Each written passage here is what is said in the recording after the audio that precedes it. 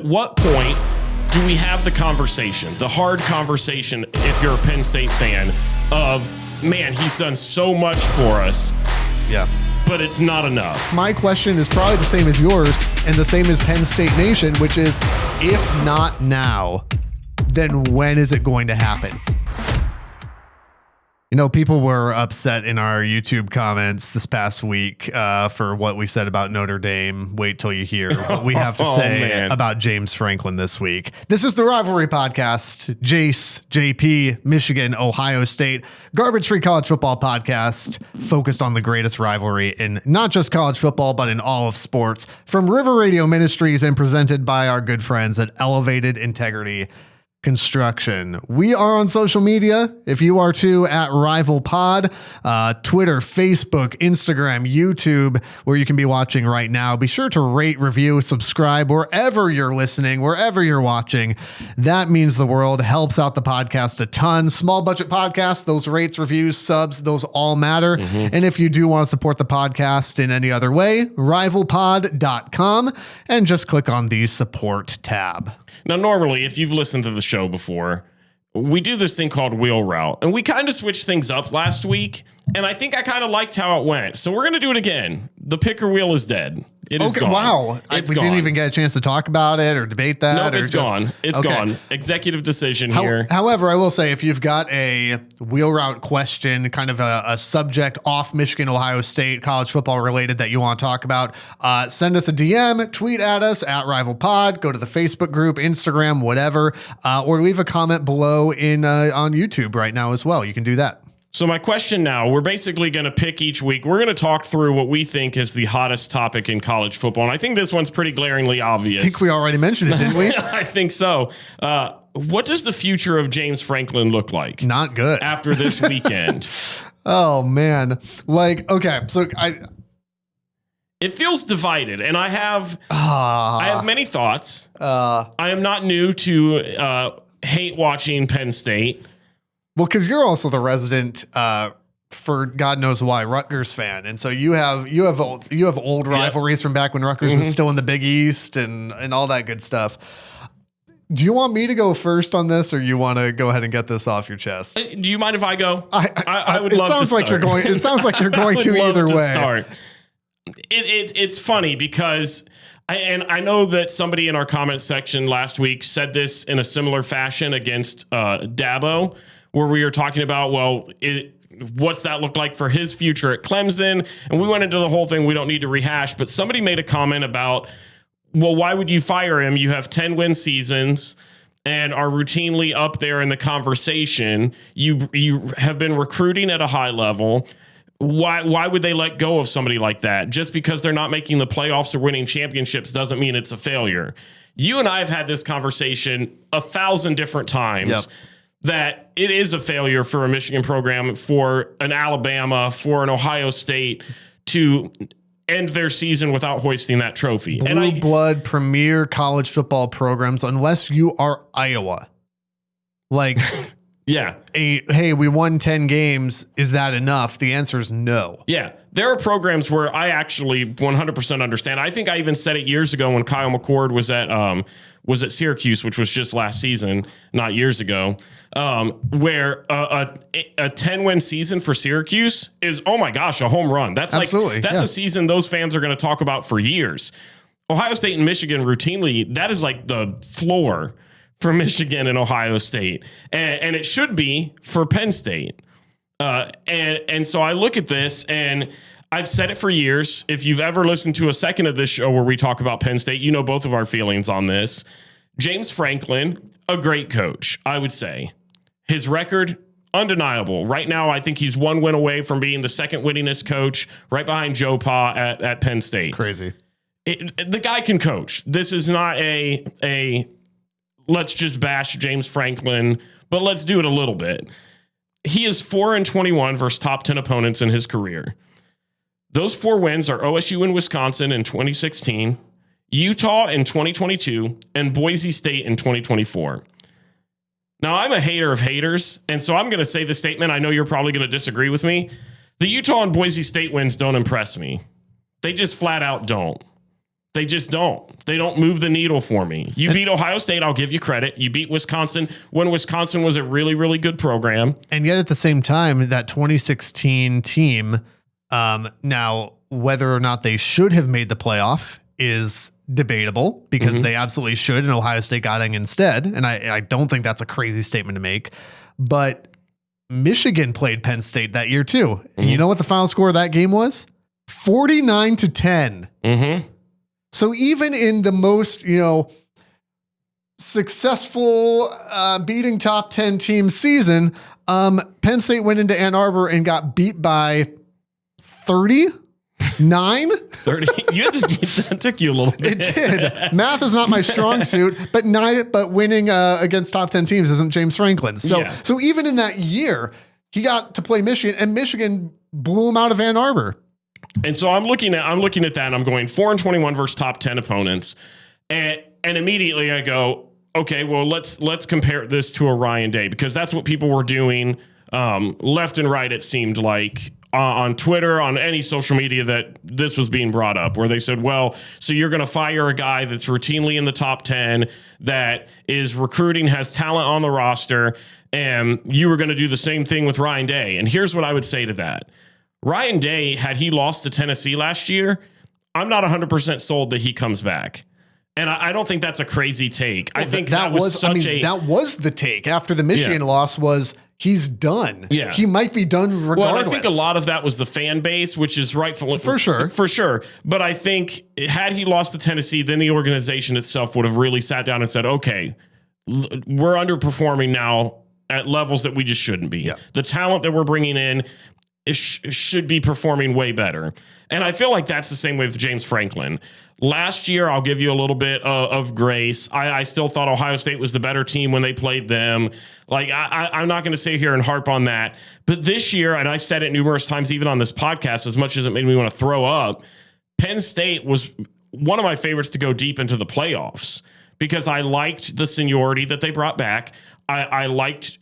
I hoped that Drew, well, I don't even want to say hoped, because I never hoped that I expected that Drew Aller would make that leap, that he would be one of the best quarterbacks in the nation, like he's been hyped up to be. I expected Katron Allen and Nick Singleton to be the best running back duo in the nation. I expected the same Penn State defense that you get year in and year out. And I expected, not that they would necessarily win, but I expected this to be the year that Penn State was a team that you really looked at and you started to worry about. Then I watched them play Oregon. Yeah. We're going into that fourth quarter. That offense had a total of 104 yards. And credit to Oregon's defense. For sure. Oregon is an incredible football team. But if Penn State is going to play at the level that they expect, that is just not going to cut it. So the fact that they came back and forced over and led in overtime, somebody else mentioned, and I fully agree, is the anomaly. What you expect from Penn State moving forward is, oh, we're down 17-3. The fact that they mounted a comeback is kind of the blip on the radar. So I want to go back to the original question, though. What does the future of James Franklin look like? Because at what point do we have the conversation, the hard conversation, if you're a Penn State fan, of, man, he's done so much for us, but it's not enough? So here's the comparison that I would make, because what comes to mind when I continue to hear about James Franklin's struggles is the way that the media talked about Jim Harbaugh. Right. So this was somewhere around like middle of 2021. Right. So Michigan is going to go on to beat Ohio State to win the Big Ten, whatever, make the playoff. Mid 2021, Jim Harbaugh was something like 2-13 against top 10 teams. Okay. It wasn't good. Now, he also inherited a disaster and blah, blah, blah. You can, there's other mitigating factors here too. But then during the rest of 2021 and through 2023, before he went to the Chargers, the Michigan, Jim Harbaugh particularly, can't win big games narrative completely died. And it wasn't just he finally got the monkey off his back and he had one big win and went, oh, okay, I guess he can. Like, it was consistent, right? He beat Ohio State 3 straight, beat Michigan State back-to-back, 3 straight Big Ten championships, 2 college football playoffs, national title. And then you compare that to where Penn State's at. James Franklin was hired before Harbaugh got there, before Harbaugh got to Michigan, now 2 years post, and he still hasn't beat the can't win big games allegations. Harbaugh was able to eventually overcome it and then consistently produced in those biggest moments on the biggest stages. James Franklin has not even got to over that hurdle yet. You mentioned it, 4-21 against top 10 teams. And so my question is probably the same as yours and the same as Penn State Nation, which is, if not now, then when is it going to happen?